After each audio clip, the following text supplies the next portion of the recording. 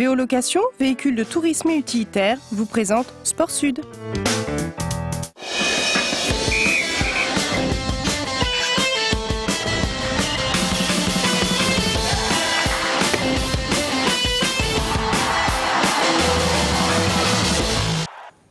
Bonsoir et bienvenue sur le plateau de Sport Sud, nouvelle édition de votre magazine sportif du lundi soir sur TV Sud Camargue Cévennes, où il sera question ce soir de rugby avec bien la belle performance et une nouvelle victoire pour le RCNG.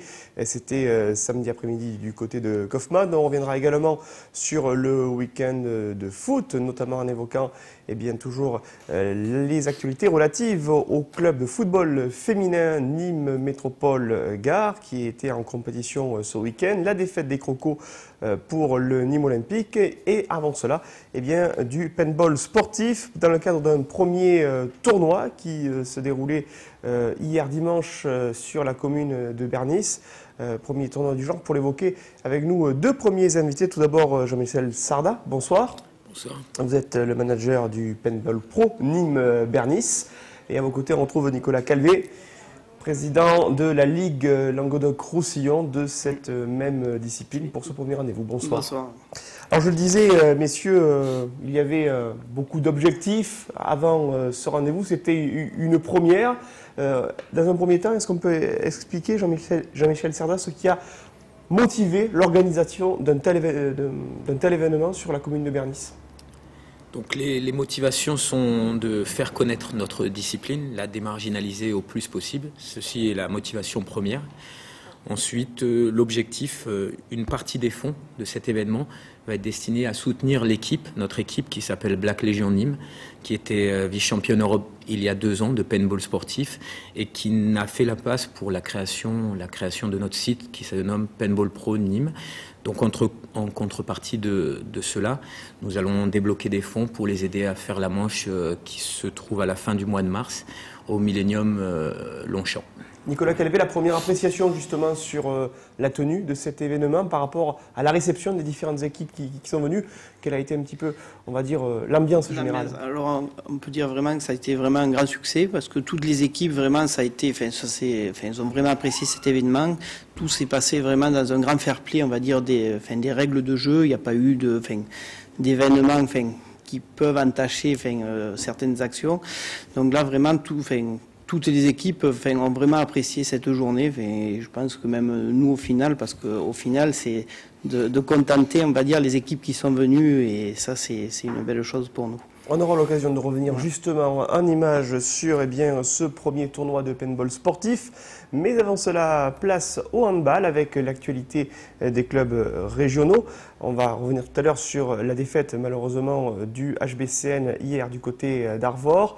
Une victoire en revanche pour les Montpelliérains. C'était en Ligue des Champions, la 8e journée de la compétition majeure du handball au niveau européen. L'équipe du MHB se déplaçait à Hambourg. Je vous propose le reportage et le résumé de la rencontre signé Olivier Brachard. Quand 4 champions du monde débarquent dans le pays qui a inventé le handball, les héros de Malmö sont accueillis et sollicités comme il se doit. L'un d'entre eux, comme d'habitude, truste l'attention, encore plus à Hambourg. Nikola Karabatic est une star en Allemagne. Il a évolué 4 ans à Kiel, situé à seulement 1 heure de route du lieu de ce match déterminant pour la première place du groupe. Pour compléter la panoplie des champions du monde, bien sûr Bertrand Gilles, le pivot de l'équipe allemande, lui aussi porteur du maillot bleu avec 4 étoiles. 5 champions du monde réunis dans un match de Ligue des Champions. La brochette valait le déplacement. Oui, on a acheté les 3 maillots avec les 4 étoiles. Allez Montpellier, parce qu'on vient de France, on s'est tapé 7 heures de route, alors voilà quoi. Face au leader de Bundesliga, Montpellier rentre bien dans la partie. Peut-être aidé par les 2 bus de supporters des Blue Fox, le MHB trouve des solutions sur la droite de son attaque. Avec un Vitko Kavtichnik qui a le bras chaud. Côté gauche, Karabatic et Acambré provoquent un nombre important de pénaltys que Bojinovic transforme à coup sûr.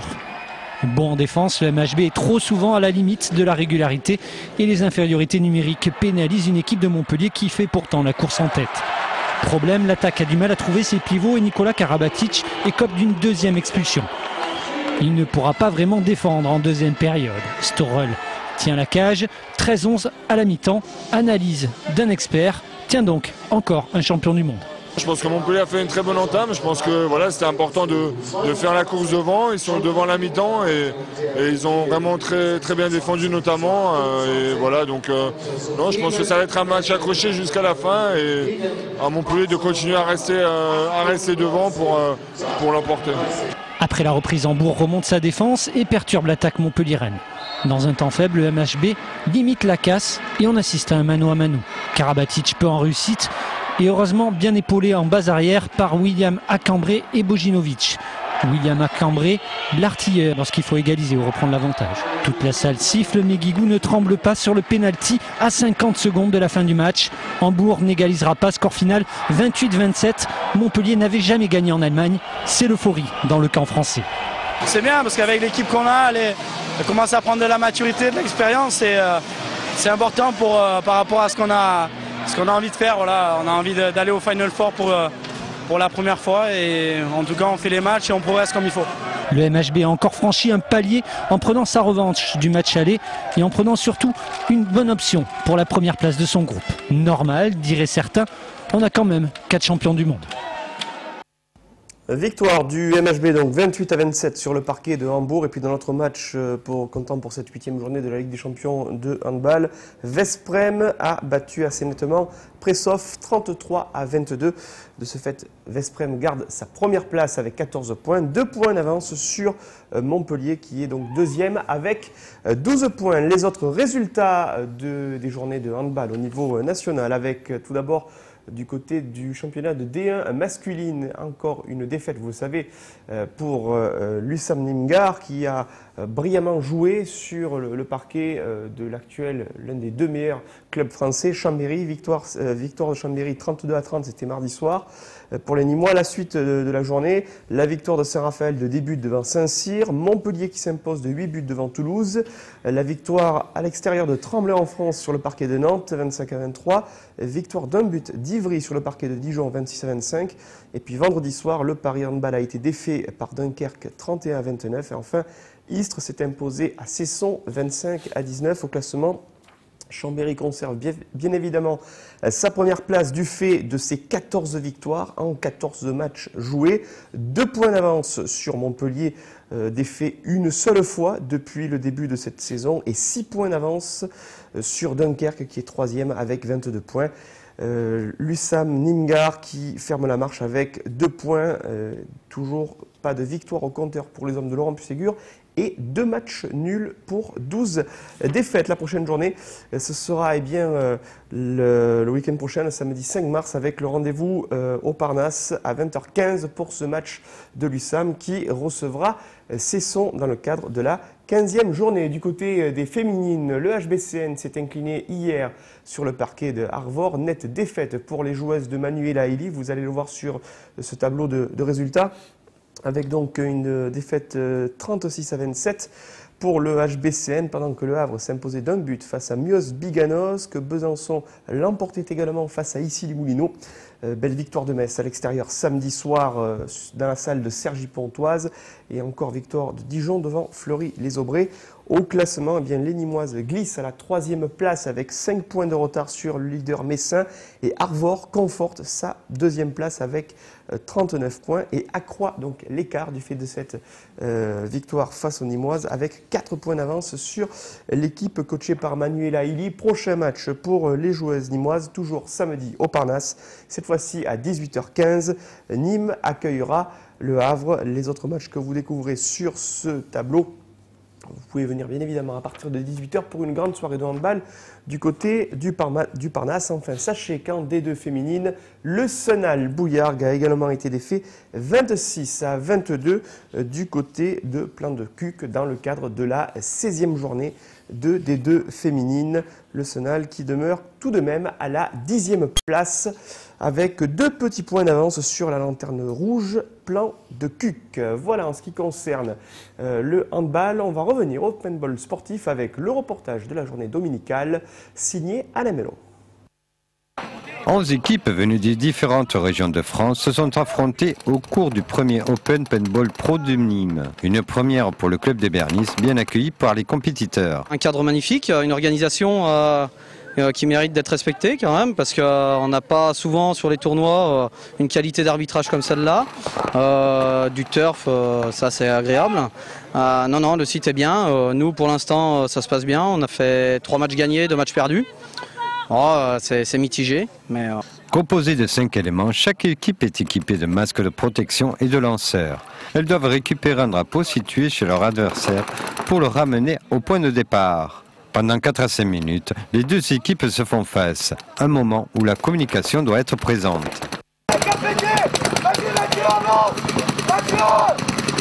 Pendant le match, oui, on arrive avec le capitaine à se mettre quelques points ensemble, on arrive à prendre des côtés, chacun de son côté, on arrive à se tenir. Après, il faut beaucoup qu'on parle et qu'on arrive à beaucoup communiquer parce qu'il faut croiser des fois. C'est un jeu qui est assez passionnant, mais il faut arriver à bien s'entendre, à avoir une bonne communication. Aujourd'hui, on espérerait finir dans le début du tableau, mais pour l'instant, on va dire qu'on est en milieu de tableau, et pourvu qu'on tienne pour monter un peu plus, quoi. La jante féminine est présente dans certaines équipes. Pour elles apportent un plus. Je suis quand même les instructions de mon coach. On a quand même des stratégies qu'on met en place en équipe. Après, c'est vrai, en tant que fille, on a l'avantage d'être un peu plus calme que les garçons et avoir une meilleure vision de jeu. Donc on va dire qu'on s'énerve moins derrière l'obstacle. Donc on arrive vraiment à bien cibler les déplacements. Donc on va dire c'est un plus pour nous, quoi. Après plus de 50 rencontres, le TAS de Marseille a remporté ce premier Open Paintball Pro. Pour les Black Wars, ils se sont classés 7e et les Fondus Savoyards ont remporté le prix du fair play. Et oui, puisque il y a des prix absolument pour tout le monde, à la fois bien évidemment pour le vainqueur, le fair play. D'ailleurs, comment ça se traduit sur le terrain de jeu, le fair play? Comment on peut déterminer le fair play d'une équipe? Je vais laisser Nicolas répondre. En fait, le fair play, donc en fait, j'étais le chef de terrain pour l'arbitrage du tournoi. Donc en fait, le fair play, on l'attribue parmi l'ensemble des équipes. En fait, c'est un vote parmi tous les arbitres du terrain.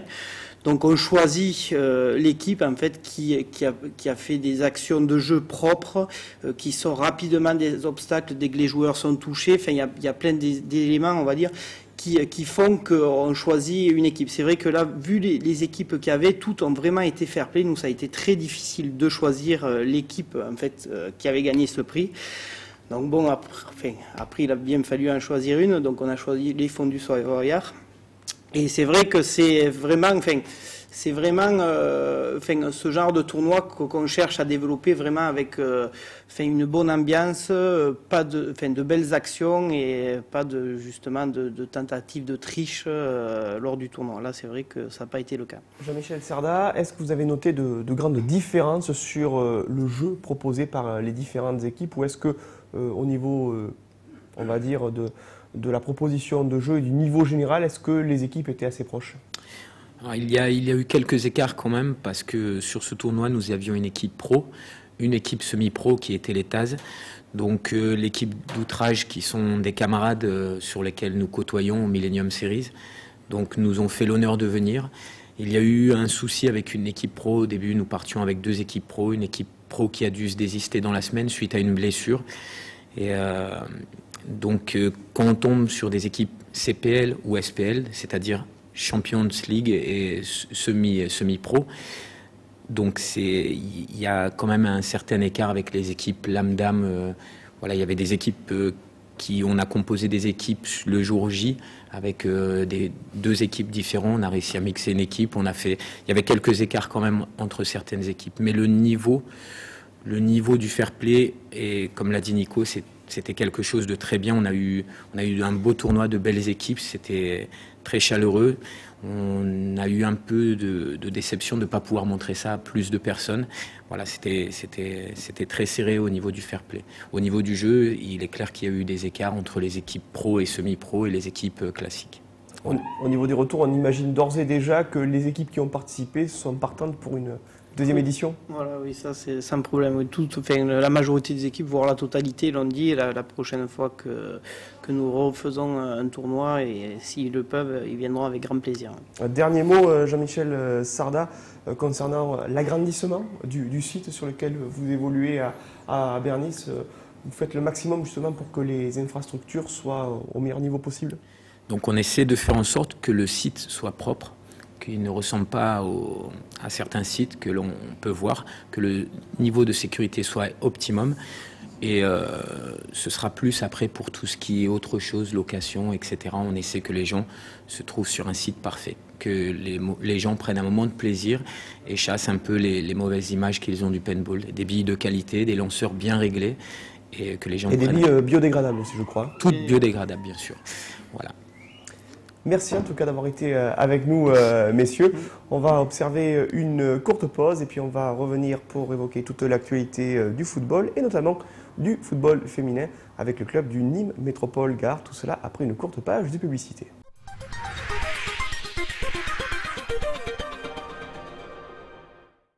Amazonia, à Beaucaire et Avignon Cap Sud. Pour tout renseignement, un seul numéro 04 66 01 85 28. Ouvert de 6 à 23 heures, 7 jours sur 7 et 365 jours par an. Amazonia, c'est le club modèle. Biancone, c'est dépannage assistance 24 heures sur 24, auto, moto et toute distance, pièces d'occasion et ateliers de réparation. Agrément préfectoral pour véhicules hors d'usage et des pollutions. Et aussi achat et vente de véhicules d'occasion. Rendez-vous à la zone industrielle Sud Beaucaire.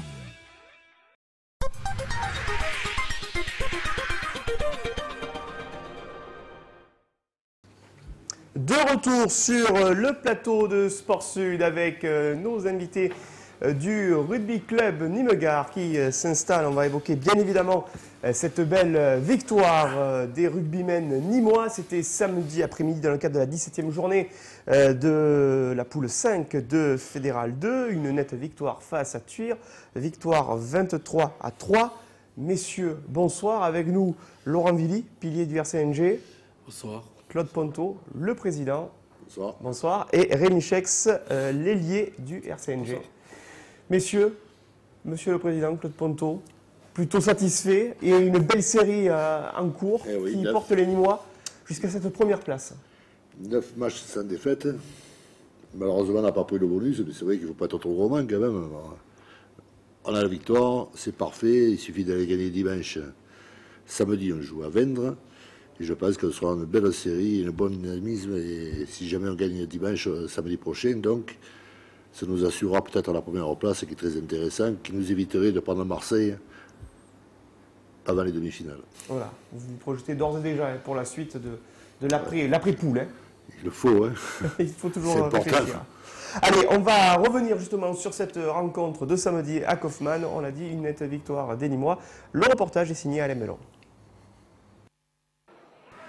RCNG US Thuir était à l'affiche de cette 17e journée de Fédéral 2. Un match sur le papier favorable aux locaux, premier au classement face aux Catalans, 9e. En ce début de première mi-temps, les Nîmois prennent le jeu en main avec un pack d'avant toujours présent. Dès la 8e minute, c'est l'ouverture du score par le buteur Thompson et les Nîmois mènent avec 3 points. À la 17e minute, l'arbitre siffle une faute contre le RCNG face au poteau. Le buteur de Thuir ne loupe pas l'occasion et remet le compteur à égalité. Les joueurs en vert prennent l'avantage avec 2 pénalités à la 25e et 28e minute. Le score est alors de 9-3. Mais à la 31e minute, c'est la percée de Rémiché. À l'approche de la ligne, il passe le ballon à Grégory Pelé et inscrit le premier essai, qui sera transformé.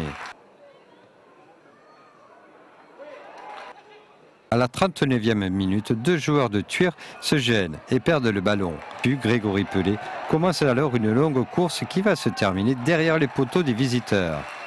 Il sera transformé et le score sera de 23-3.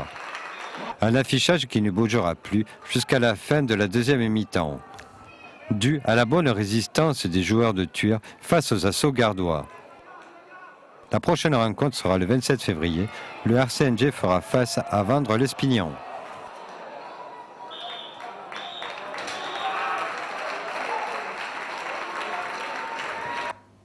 Palouet et Thomas, les deux buteurs nîmois qui se sont illustrés tout au long de cette partie.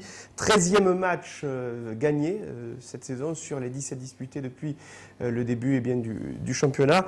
On l'a dit, Laurent Villy, c'est plutôt une dynamique qui porte le RCNG de l'avant et qui, on l'imagine, au niveau du moral, doit être vraiment très agréable au niveau de l'équipe.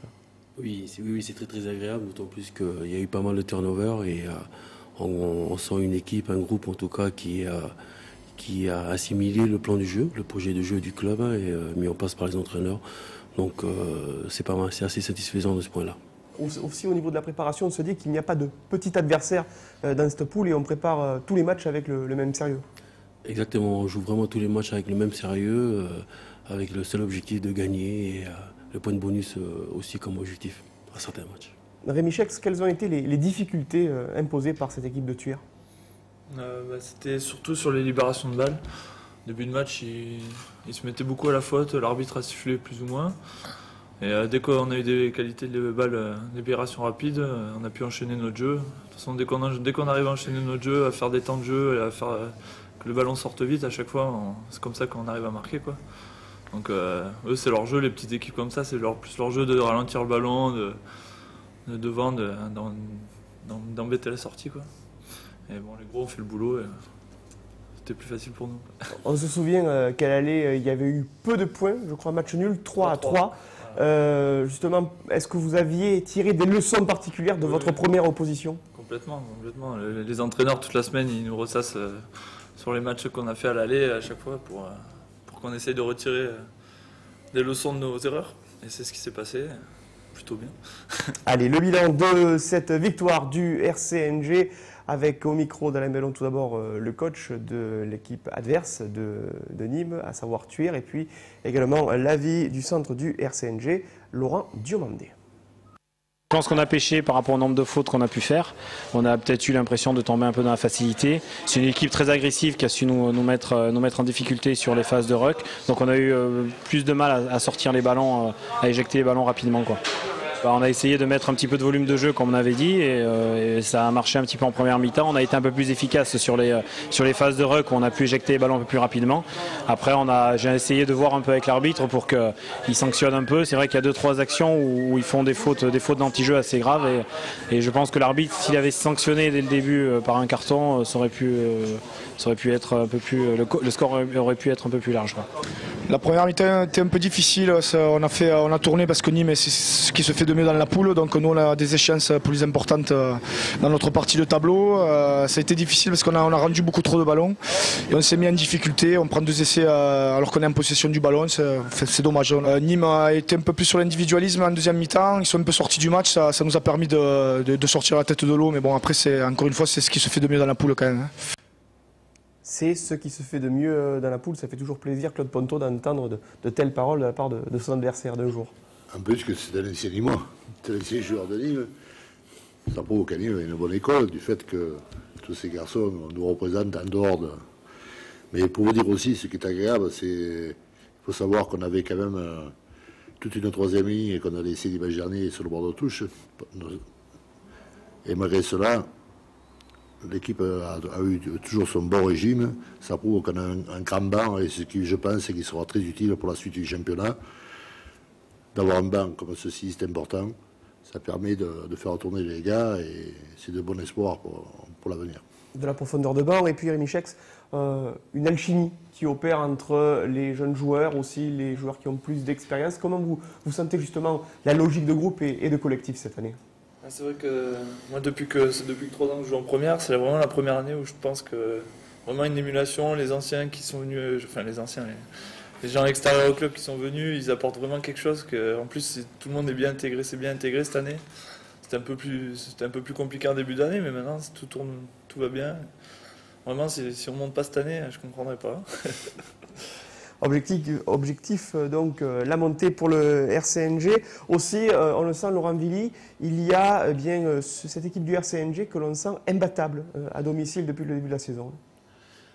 Imbattable, oui, j'espère qu'on restera imbattable jusqu'à la fin. Donc, Mais c'est surtout le travail fourni aux entraînements, le sérieux, l'implication, l'investissement de chaque joueur et aussi de l'encadrement des entraîneurs. Donc il nous faut garder ce sérieux et aussi les valeurs que les coachs nous enseignent, d'humilité. Voilà. On a un objectif, c'est de monter et il faut se remettre en question chaque dimanche en tout cas. Le président parlait de l'après-poule. Est-ce qu'au niveau des joueurs, vous avez aussi un regard sur les adversaires éventuels une fois que le championnat sera terminé? Non, moi sincèrement non. Non, en tout cas pour ma part, on prend vraiment match après match et on ne se projette pas encore. Non, il faut gagner tous les matchs et je ne fais pas de calcul encore. Voilà.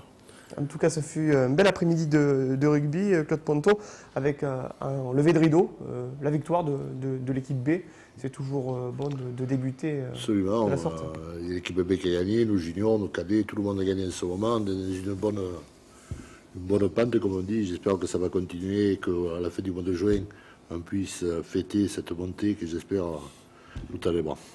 On va jeter un coup d'œil sur les tableaux de résultats de cette 17e journée de la poule 5 de Fédéral 2. On l'a dit avec cette nette victoire du RCNG donc face à Thuir 23-3. Sigean Port-la-Nouvelle qui obtient son premier succès de la saison face à Lombès ce matin 17-15. Saint-Sulpice inscrit 43 points devant Vendre-l'Espignan. Céré s'impose 39-12 face à Saverdun. Gimont s'impose 15-9 devant Agde. Enfin, l'entente sportive catalane remporte la victoire 15-10 devant Mazamet. Lorsqu'on voit ensuite le classement, eh bien, Nîmes confirme sa place de leader avec 5 points d'avance sur Céré. 5 points d'avance, donc 57 points, 52 pour Céré, 51 points pour l'entente sportive catalane et 8 points d'écart avec la 4e place détenue par Agde et Saint-Sulpice. On le voit, les choses évoluent favorablement pour les Nîmois. Céré, l'entente sportive catalane, Agde qui étaient aussi des prétendants pour être dans ces premières places. On se rend compte, Rémi Chex, que finalement, sur la longue distance, Nîmes impose son rugby. Est-ce que vous étiez convaincu que justement vous pouviez vous emparer de cette première place? Vu les recrues qu'on a eues, vu les joueurs qu'on a, complètement. C'était le début de saison qu'on a fait un peu à l'envers en perdant 2-3 matchs à l'extérieur. Mais bon, enfin, vu les recrues qu'il y a, il y en a, ils n'ont rien à faire en Fédéral 2. Heureusement que maintenant on est à notre place, je pense.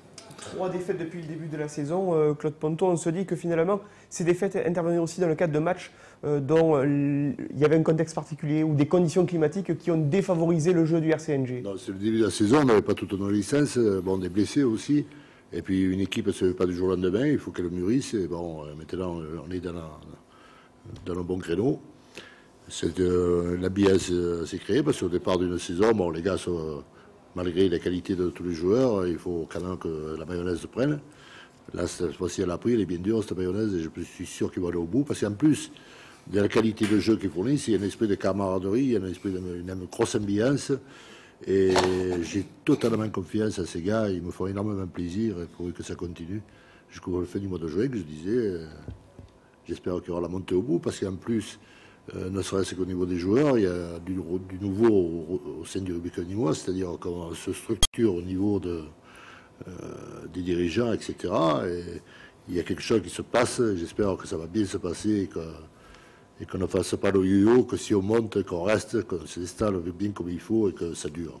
Laurent Villiers, une appréciation sur le prochain adversaire du RCNG. Le 27 février, vous affrontez Vendre-l'Espignan, donc dans le cadre d'un déplacement. Quel avait été un petit peu l'état d'esprit de l'équipe lors du match aller? Lors du match aller, c'était, on avait perdu justement, on faisait match nul à Thuir, c'était un gros match. On en voulait beaucoup à l'arbitre, mais on s'est beaucoup remis en question. Donc beaucoup de problèmes au niveau des rucks. Il fallait tout remettre en question en tout cas, retravailler.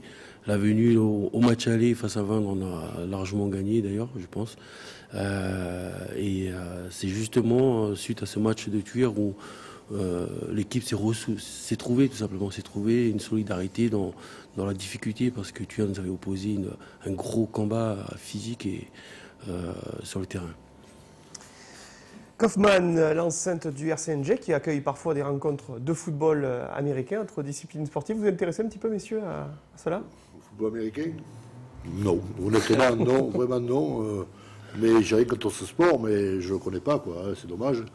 On avait un bon collègue qui jouait à l'époque, dont je m'intéressais un peu plus, mais actuellement, non. Ce que je regrette, c'est que le rugby américain, le football américain a sa place à Nîmes, c'est évident. Mais on partage le terrain avec eux, et des fois, ça nous contrarie pour des organisations de tournois. Notamment, le 1er mai, on avait la possibilité d'accueillir un grand challenge sur la ville de Nîmes.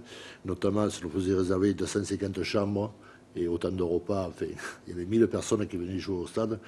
Et à force de cohabiter, ben, malheureusement, il faut se plier.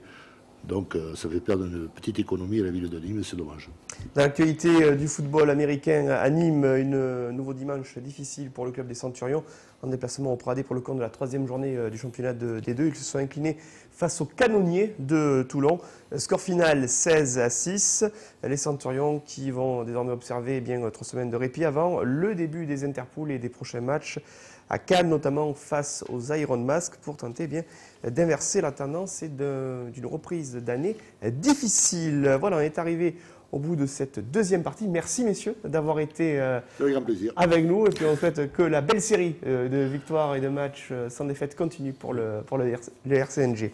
Juste après une pause publicitaire, on va se retrouver pour la dernière partie de Sport Sud avec cette fois-ci du football masculin et féminin.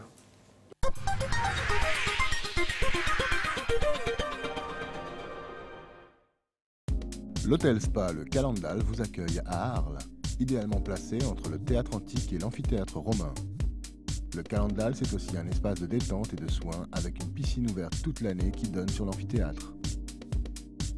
Idéal pour les fêtes avec ses bons cadeaux, le Calendal vous propose une restauration typique aux accents méridionaux. Retrouvez toutes les informations et réservez en ligne sur le www.lecalendal.com. Non monsieur, vous ne pouvez pas. Désolé, vous ne pouvez pas rentrer. L'accès est interdit aux hommes ce soir. Bonsoir, madame. Faites-vous une soirée entre filles pour seulement 10 €. Le premier mardi de chaque mois, Kinépolis invite les femmes et uniquement les femmes. Au programme, des animations, un film réservé aux femmes et un cadeau surprise. Kinépolis, bien plus qu'un cinéma.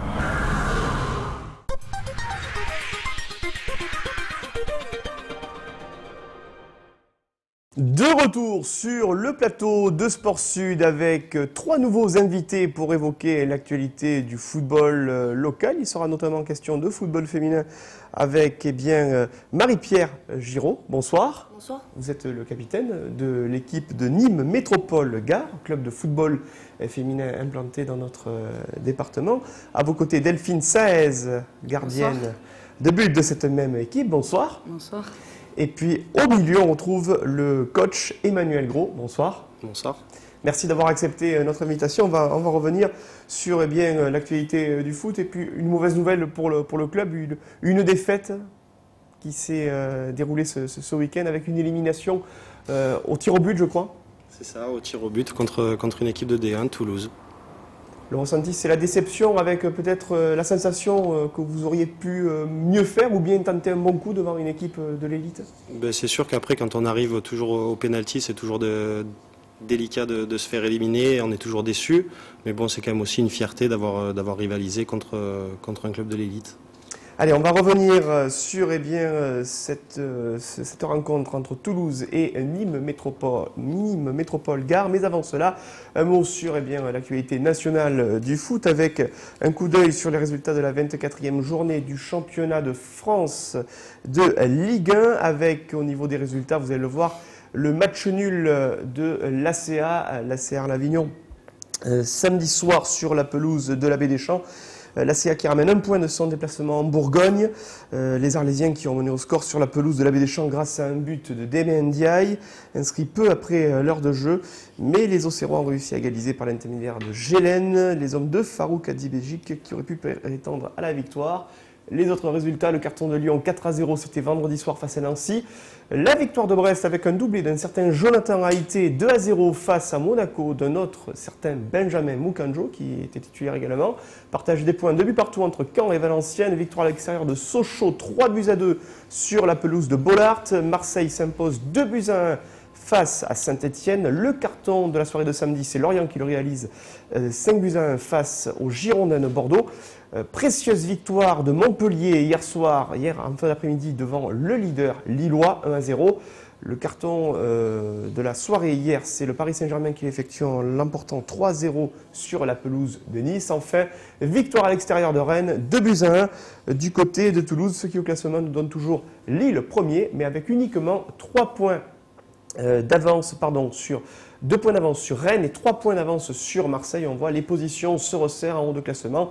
Arles prend 1 point et est toujours dernier de ce classement de Ligue 1 avec 10 points et 14 points de retard sur l'AS Monaco et sur le Racing Club de Lens. Lors de la prochaine journée, l'ACA recevra samedi à 19h sur la pelouse du Parc des Sports d'Avignon le Stade Brestois. Prochaine rencontre à domicile pour le club arlésien. Delphine 16, on imagine que vous êtes attentive à l'actualité du football de l'élite nationale. Quel est un petit peu le regard que vous portez sur le niveau de championnat national, que ce soit en Ligue 1 ou en Ligue 2? En Ligue 1, ça joue pas trop mal. Après, je préfère regarder les championnats étrangers, comme celui-là de l'Angleterre ou de l'Espagne, ça joue un peu plus au ballon.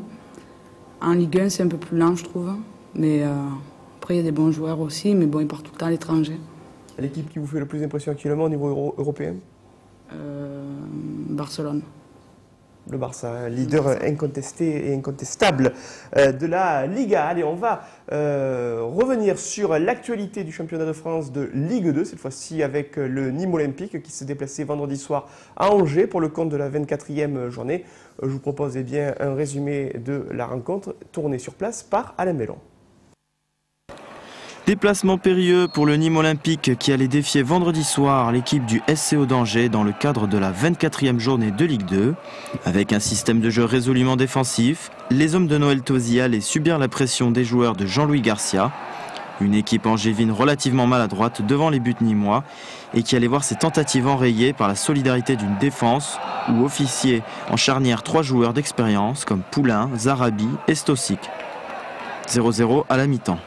Au retour des vestiaires, les Nîmois intensifiaient leurs efforts et à la 49e minute, Dieng qui s'était échappé sur le côté droit trouvait le haut de la transversale de Maliki. Le gardien angevin qui allait sortir vainqueur de son duel avec l'attaquant sénégalais 10 minutes plus tard.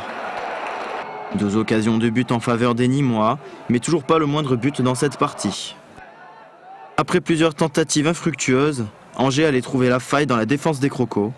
De Freitas inscrivait le premier but de la partie après une talonnade de Doré, précédemment servi par Renoir.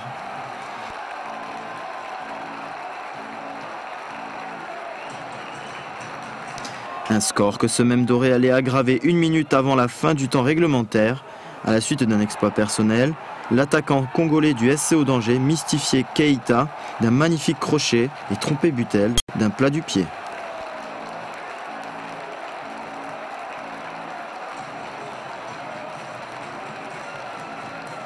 « 2-0 pour Angers, la messe était dite et les footballeurs subissaient sur la pelouse de Jambouin leur 4e défaite consécutive, synonyme d'une inquiétante 17e place, à seulement 2 points de la relégation.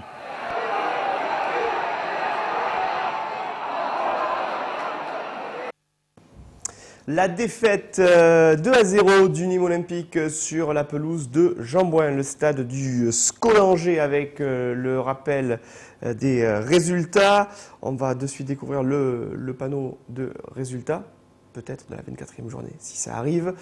Avec donc 2-0 le revers du Nîmes Olympique à Angers, la victoire précieuse d'Ajaccio devant Évian-Tonon-Gaillard.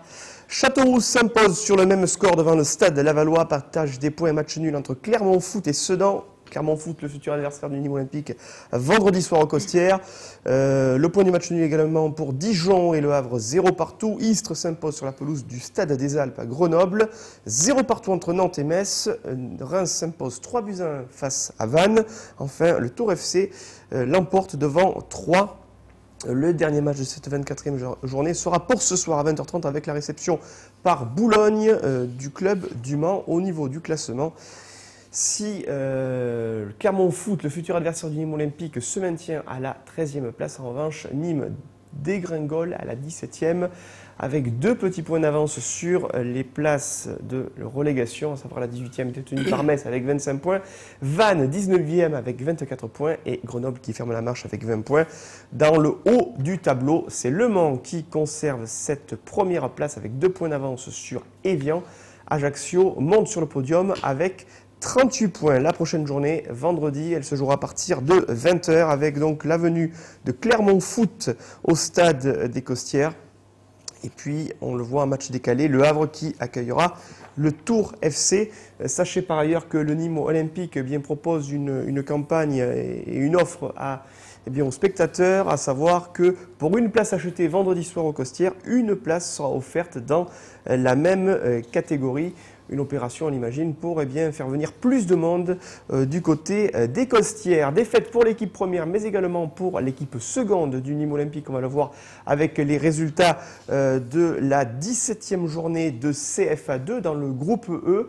Nîmes a été défait 4-2 du côté de Marseille Consola.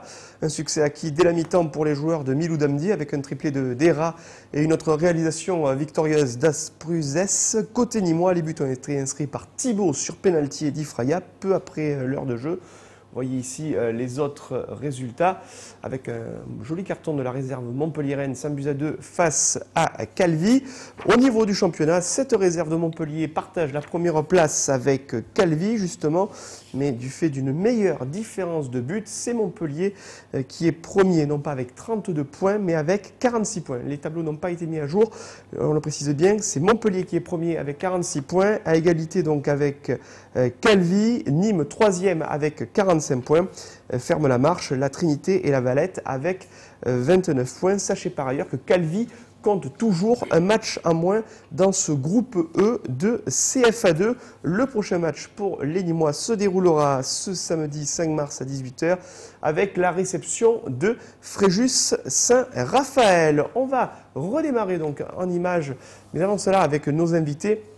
Je vous l'ai dit, pour évoquer les 16e de finale du Challenge de France avec un premier mot sur la présentation de cette compétition au niveau du football féminin. Que représente cette compétition? Est-ce que c'est l'équivalent un petit peu de la Coupe de France? C'est exactement la même chose que la Coupe de France pour les garçons. C'est simplement l'appellation qui change. Ça s'appelle Challenge de France féminin. Mais c'est la même chose que la Coupe de France pour les garçons. Comment avez-vous préparé cette rencontre et la réception de Toulouse?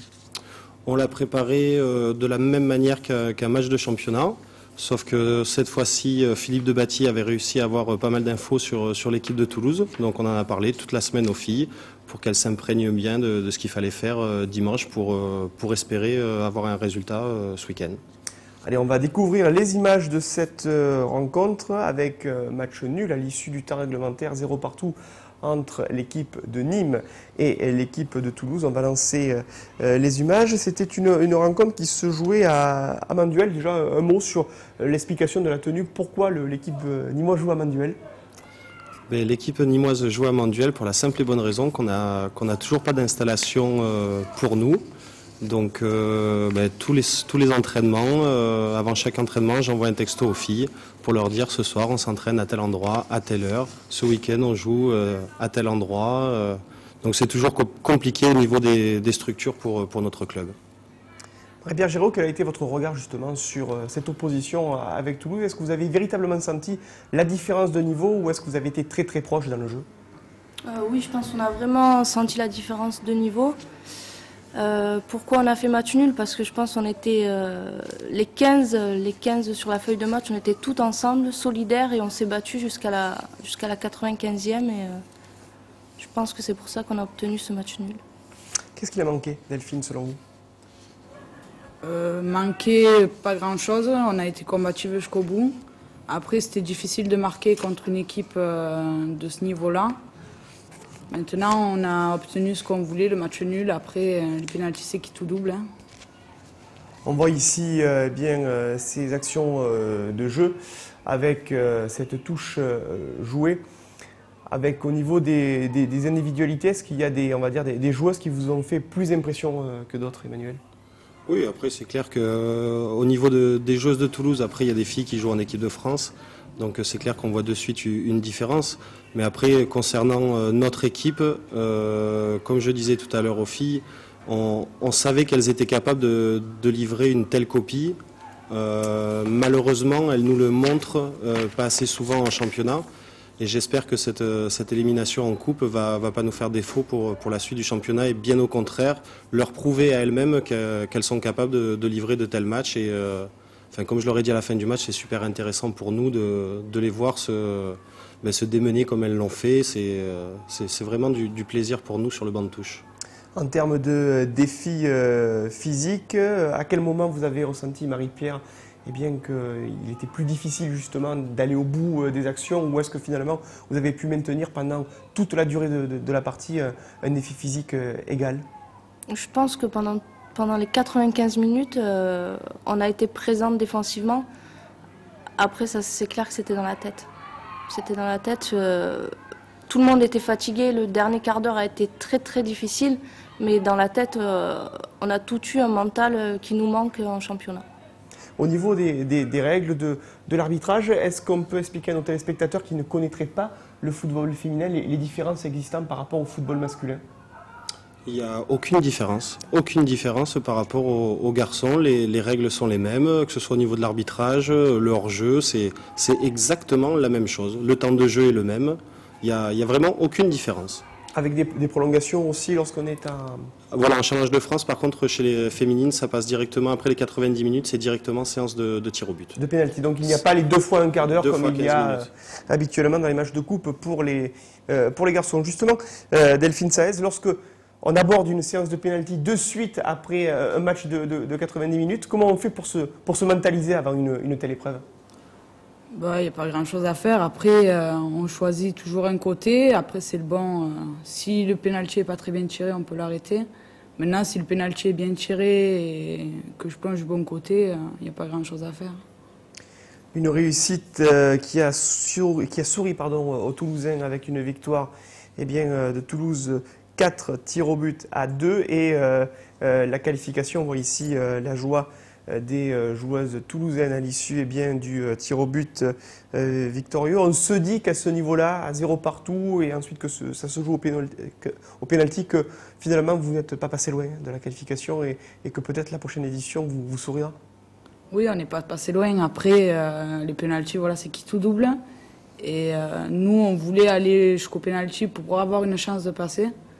Maintenant, on n'est pas passé, on va se concentrer sur le championnat et essayer de faire une bonne fin de saison. Alors une bonne fin de saison, on l'a dit, si du côté des hommes, le Nîmes Olympique est actuellement 17e du classement de Ligue 2, votre équipe est 6e au niveau du championnat, c'est la moitié de tableau puisqu'il y a 12 équipes au niveau de ce championnat de D2. Quel est votre regard et votre appréciation sur le niveau général justement de ce championnat? Pour moi, il y a vraiment trois groupes dans ce championnat. Il y a 3-4 équipes qui sont vraiment au-dessus du lot par rapport au reste. Et bon, il y a 2-3 équipes qui sont en bas de championnat. Il y en a 2 qui n'ont jamais gagné.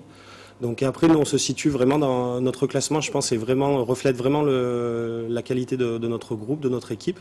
Après, voilà, j'ai fixé un nouvel objectif aux filles qui est de terminer justement premier de ce petit groupe-là de 5-6 équipes. Alors actuellement, vous avez un match en moins, je crois, par rapport... On joue ce week-end à Clé. À Clé, donc. Clé qui a 1 point de retard par rapport à vous. Donc on imagine victoire impérative, ce qui vous permettrait de rentrer dans une dynamique particulière. Depuis le début de la saison, 5 victoires, 5 défaites et 4 matchs nuls. On a fait un très très bon début de saison. Je pense que justement c'est dû à cette montée en D2. On était dans l'euphorie de la montée. Donc les filles ne savaient pas trop où elles allaient mettre les pieds. Donc elles se sont vraiment investies et on a pris pas mal de points en début de saison. Et là c'est vrai que depuis le début d'année, en championnat, on n'a encore pas gagné. On alterne match nul et défaites. Donc il faut vraiment cesser cette spirale et repartir sur des victoires et pourquoi pas des dimanches à Clé. Et avec 12 buts encaissés, Marie-Pierre, votre équipe est l'une des meilleures défenses de ce championnat. Est-ce que ça fait partie vraiment des forces? Ah oui, je pense, oui. C'est grâce à tout le monde, on l'a encore vu ce week-end, on était 11 sur le terrain à défendre et oui, c'est une des forces, oui. Une des forces de l'équipe, 12 buts inscrits, alors ça fait un goal average pour l'instant à 0. C'est peut-être le talon d'Achille que l'équipe puisse scorer plus fréquemment. C'est notre grosse difficulté, on marque très peu. Pourtant, il y a des joueuses de grande qualité qui jouent offensivement. Mais bon, est-ce que c'est un manque de confiance? C'est un petit peu tout, je pense. Et j'espère qu'on va remédier à ça rapidement.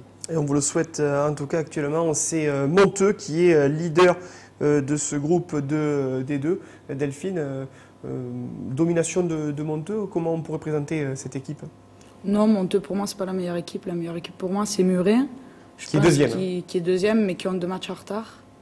Et je pense que Muret va monter en D1. Elles ont un gros potentiel pour monter. Monteux, je ne les trouve pas exceptionnels. En tout cas, numériquement parlant, ils ont une réussite actuellement. Justement, au niveau de la réception du public sur le football féminin, est-ce que vous sentez qu'il y a plus en plus de gens qui s'intéressent à cette discipline? Ça dépend des matchs. Il y avait un peu de monde dimanche parce que c'était un gros match. Mais sinon, en match de championnat, il y a toujours les mêmes personnes, ceux qui nous suivent depuis tout le temps. Et après, il n'y a pas d'autres personnes qui viennent. Alors justement, on parlait de Muret. Il y a le match en retard contre Clé, mais ensuite, il y aura un déplacement très important justement sur la pelouse de Muret. On imagine que c'est match après match, mais que la préparation est aussi vers ces équipes qui sont devant Nîmes dans le haut du tableau. Oui, après, notre objectif, c'est d'aller essayer d'embêter ces équipes-là. Clé, ça va être un match compliqué aussi parce qu'elles ont fait, elles, contrairement à nous, un mauvais début de championnat, mais par contre, elles se sont bien reprises depuis quelques temps. Elles ont eu pas mal de recrues, notamment de Lyon. Donc le temps que la mayonnaise prenne, là je pense qu'elles ont démarré, donc ça va être compliqué. Et puis après, Muret, c'est pareil. Ils sont leaders même maintenant parce qu'ils ont gagné leur match en retard ce week-end. Donc ils sont même passés devant Monteux. Et on va essayer d'aller les embêter pour accrocher un petit résultat. On l'a dit en début d'entretien, Marie-Pierre Giraud, vous êtes le capitaine de cette équipe de Nîmes Métropole Gare. Quel est le rôle justement d'un capitaine dans une équipe de football féminin? Est-ce que c'est le même? Quels sont le type de paroles que vous insufflez au niveau du groupe après la traditionnelle causerie du coach? Je ne suis pas une très grande bavarde, elles le savent. C'est essayer de motiver tout le monde, que tout le monde se sente concerné pendant l'échauffement. Et voilà quoi. Après c'est sur le terrain, essayer d'encourager tout le monde. Et que l'équipe ne baisse jamais les bras. Oui. Voilà. En tout cas, on souhaite une bonne continuation à cette équipe de football féminin de Nîmes Métropole Gare. Et on vous souhaite bien évidemment de gravir tous les échelons avec la montée qui c'est en Division 1. Merci Delphine, merci Emmanuel et merci Marie-Pierre. Merci à vous. D'avoir été avec nous ce soir. Voilà, on est arrivé au bout de cette édition de Sport Sud. Rendez-vous est pris lundi prochain à la même heure, 18h30 tous les lundis pour toute l'actualité du sport local. Dans quelques instants, l'actualité du jour avec le journal de TV Sud présenté par Franck Chassagnon. Merci de votre fidélité et à la semaine prochaine. Au revoir.